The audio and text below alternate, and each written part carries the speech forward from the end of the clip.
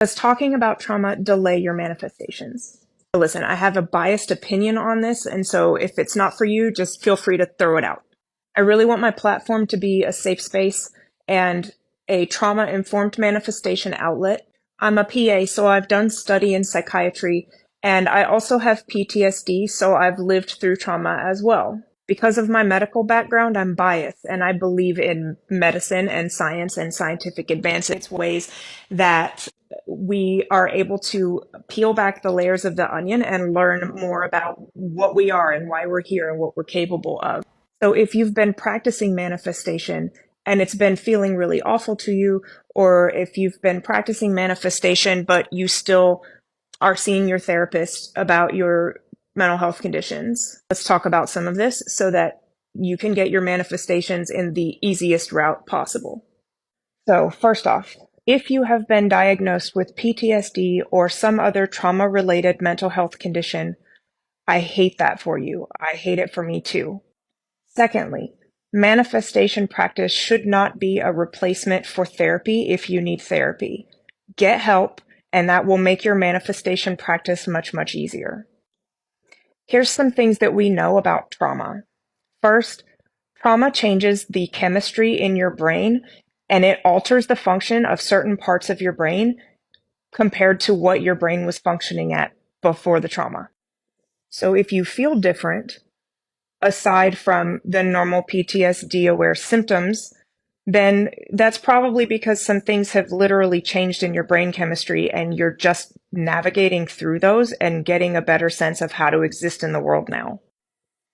An important thing that happens is that the limbic system in your brain, which houses the reticular activating system, the RAS that I've talked about in some of my other videos, that gets altered a little bit in PTSD and other trauma-related mental health conditions. Your amygdala is in that area. The amygdala is the fight or flight brain. It's basically the lizard brain that once you get into a traumatic or scary or life-threatening situation, everything else shuts down and it runs the show. It is the fight or flight part of your brain. So right off the bat, because the RAS is affected by trauma, everything that comes in through your sensory perception is going to be now filtered through a RAS that has been altered by trauma. Additionally, we know that the amygdala gets involved, and now that our perception of the world is completely different, the amygdala's fight or flight response is off the charts. And so we have our PTSD-like symptoms of heightened awareness, hypervigilance, etc. I'm having an emotional response to filming this video, so I apologize. So if you experience any of these symptoms, you may have found that the traditional sort of manifestation advice that everybody is giving on TikTok isn't working for you. Potentially, I'm not affirming that, but I'm suggesting if you're watching this video, maybe you have experienced that. I want to encourage you because what you went through and the changes that it made to your brain does not mean that you are bad at manifesting. It doesn't mean that you cannot get what you want.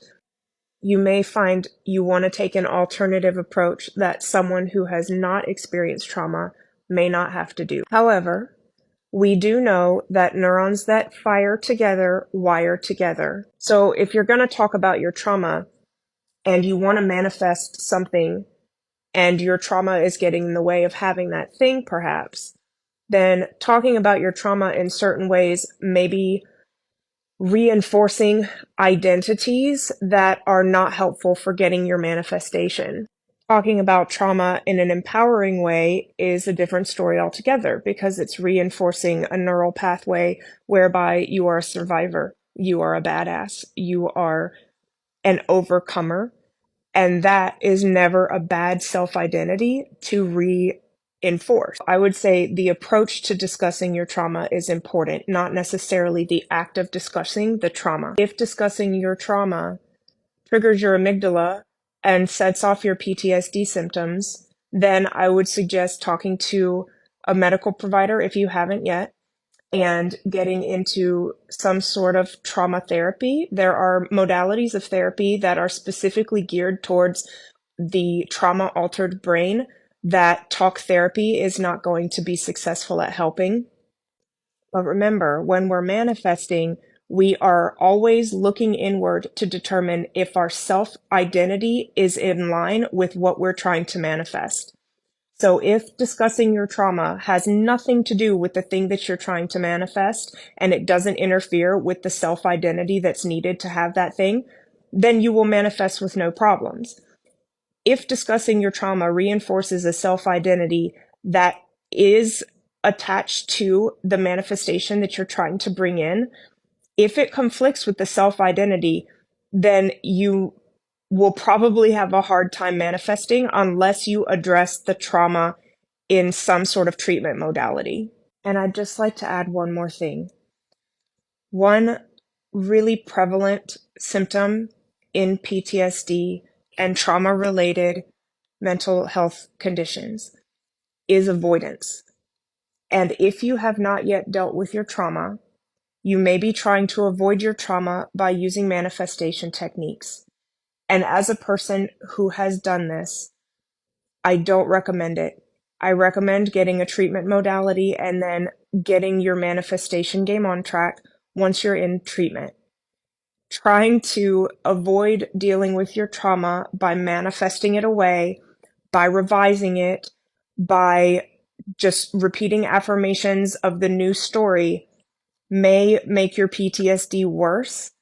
And I'm not saying that it will, but it may. So I am a trauma-informed mentor, but I will not be anybody's psychiatrist.